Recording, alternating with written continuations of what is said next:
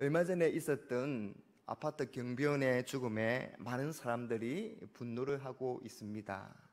경비원은 입주민의 폭언과 폭행에 시달리다가 극단적인 선택을 했습니다.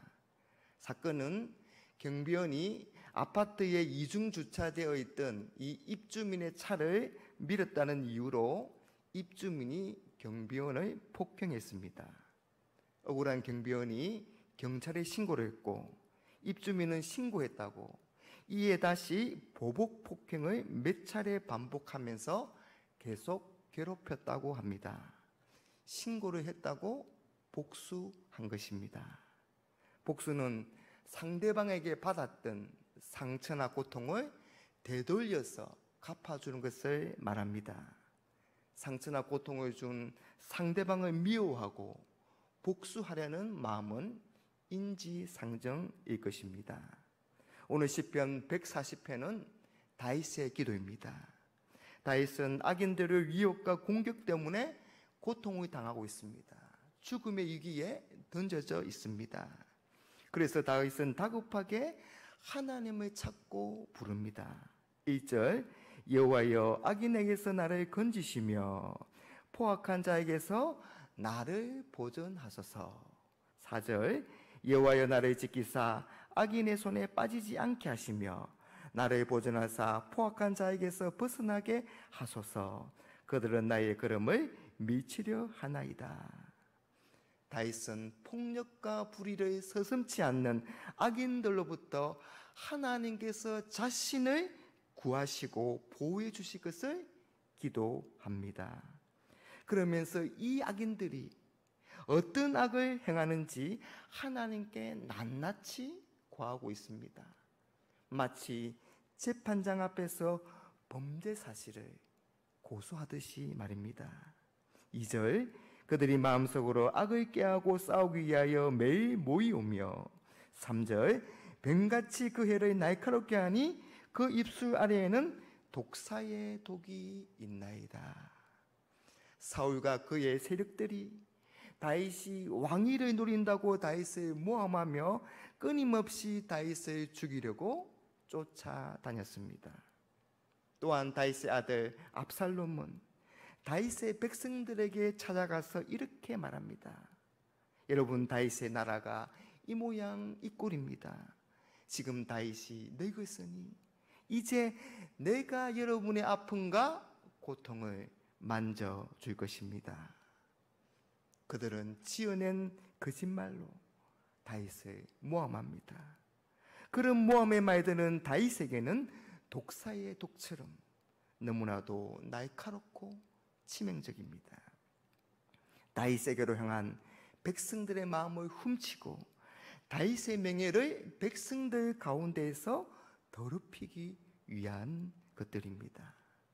또한 악인들은 다윗을 해하려고 올무와 밧줄을 놓고 그물을 치며 함정을 파놓았습니다.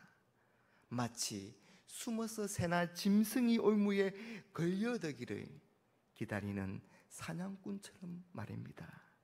5절 말씀 교만한 자가 나를 해하려고 올무와 줄을 놓으며 길 곁에 그물을 치며 함정을 두었나이다. 그들의 이런 악한 의도는 우연히 일어난 것이 아니라 치밀하게 계획된 것으로서 악한 마음에서 나온 것입니다. 어떻게 다윗을 죽일지를 미리 의논하고 싸움을 걸어옵니다.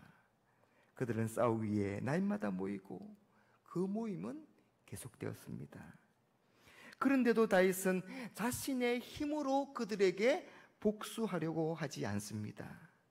그 대신에 하나님께 기도하고 하나님께 맡기겠다는 겁니다. 6절의 말씀 내가 여호와께 말하기를 주는 나의 하나님이시니 여호와여 나의 간구하는 소리에 귀를 기울이소서 하였나이다.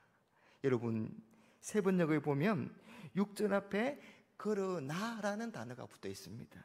그래서 이것을 잘 찾아서 읽어보면 악인들과 포악한 자들이 속으로 악을 계획하고 매일같이 전쟁을 준비할지라도 전쟁과 날카로운 이들이 나를 괴롭게 할지라도 뱀처럼 날카롭게 혀를 벌리고 혀 밑에 독사의 독을 품고 있더라도 오만한 자들이 나를 해치려고 몰래 덕과 올가미를 놓고 기목에는 그물을 치고 나를 빠뜨리려고 함정을 팠더라도 그러나 나는 여호와께 말하기를 주는 나의 하나님이시니 여호와여 나의 간구하는 소리에 귀를 기울이소서.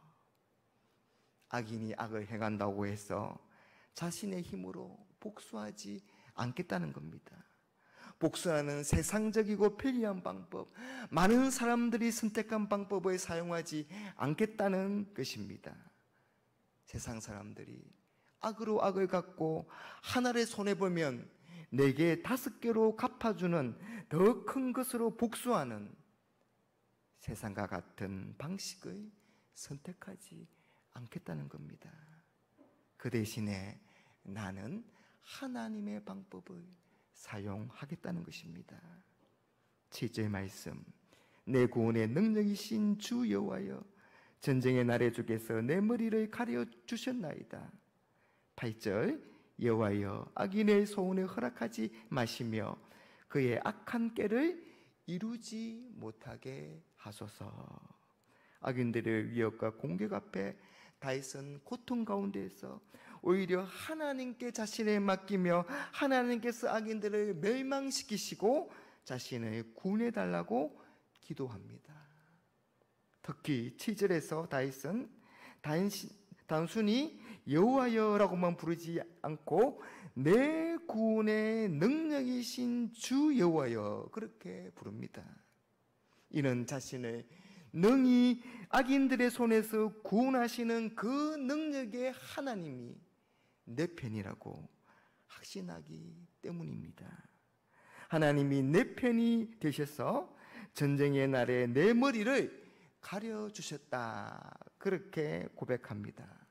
여러분, 다윗과 골리앗의 싸움이 있을 때 골리앗은 혼자가 아니었습니다.